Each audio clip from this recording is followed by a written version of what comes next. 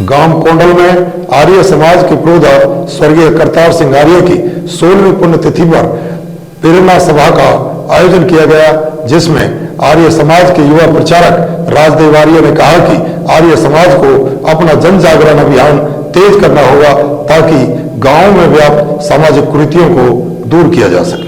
पलवल में महर्षि दयानंद ने सामाजिक कुरीतियों के खिलाफ अलख जगाई थी। आर्य समाज को दयानंद की ध्वजा पताका लेकर गांव गांव अपना जागरण अभियान तेज करना होगा ताकि समाज की कुरीतियों से मुक्त किया जा सके। ये विचार युवा आर्य प्रचारक राजदेव नेस्टिक ने पलवल जिले में आर्य समाज के पुरोधा व नक्शाबंदी आंदोलन के प्रधान करतार सिंह आर्य की 16वीं पुण्य स्मृति पर आयोजित प्रेरणा सभा को संबोधित करते हुए व्यक्त किए। कन्या गुरुकुल हसनपुर की आचार्य रेखा आर्य व गुरुकुल के छात्रों ने हवन यज्ञ का आयोजन किया। यज्ञ के यजमान युधिष्ठिर आर्य थे। इस मौके पर भजनों आर्य समाज औरंगाबाद के डालचंद शास्त्री ने कहा है कि करतार सिंह आर्य ने पूरे क्षेत्र में आर्य समाज का प्रचार किया। उन्होंने हमेशा सच्चाई को उजागर करने का काम किया। सूबेदार गयासी राम ने कहा है हमें करतार आर्य के अच्छे कर्मों से प्रेरणा लेनी चाहिए। योग प्रचारक ब्रिजेंद्र आर्य ने कहा है कि यज्ञ की महिमा अलग है, इसलिए सभी को अपने घरों में यज्ञ हवन करने चाहिए।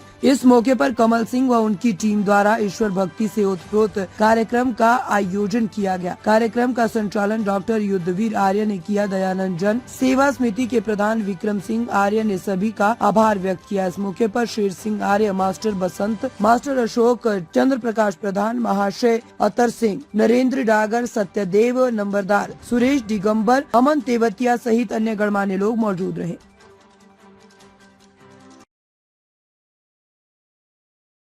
आदरणीय भाई साहब विक्रम सिंह जी, आदरणीय भाई साहब घासीराम जी और भगत सिंह आर्य जी भाई साहब, कोई ऐसा कार्य आर्य जगत का, आर्य समाज का न होता ऐसा मैंने नहीं देखा जहां आपकी उपस्थिति ना रही हो। और ये सब प्रेरणाएं आपने अपने पूर्वजों से पाई है। देखिए, व्यक्ति इस संसार में जो आता है उसे जाना है, क्योंकि संसार का एक नियम है और उसका नियंता वो परमपिता परमात्मा है जो सर्वव्यापक है, हर कण कण में है, हर जर्रे जर्रे में संसार के वो है। वो परमपिता परमात्मा जो सर्वव्यापक, जैसे हम सर्वव्यापक की आप परिभाषा समझ रहे होंगे, जैसे हम किसी मॉल में जाते हैं, किसी शॉप में जाते हैं, किसी दुकान में हम सामान आदि लेने के लिए जाते हैं और वहां लिखा हुआ होता है आप सीसीटीवी कैमरे की नजर में हैं। तो आप जब सीसीटीवी कैमरे का आपको जब पता चलता है कि आप सीसीटीवी कैमरे की नजर में हैं, तो इसका मतलब आपको कोई देख रहा है, ऐसा आभास आपको हो जाता है। तो आप ईमानदारी से अपने अपने मन में एक चिंतन करिए कि जब आप उस समय वहां होते हैं तो क्या आपकी कोई भी इंद्रिय किसी भी प्रकार के अनैतिक कार्य करने के लिए आपको प्रेरित करती है? नहीं करती, क्योंकि आपको लगता है वहां हमें कोई देख रहा है। वो कोई देखना ही अपने आप में आस्तिकता है।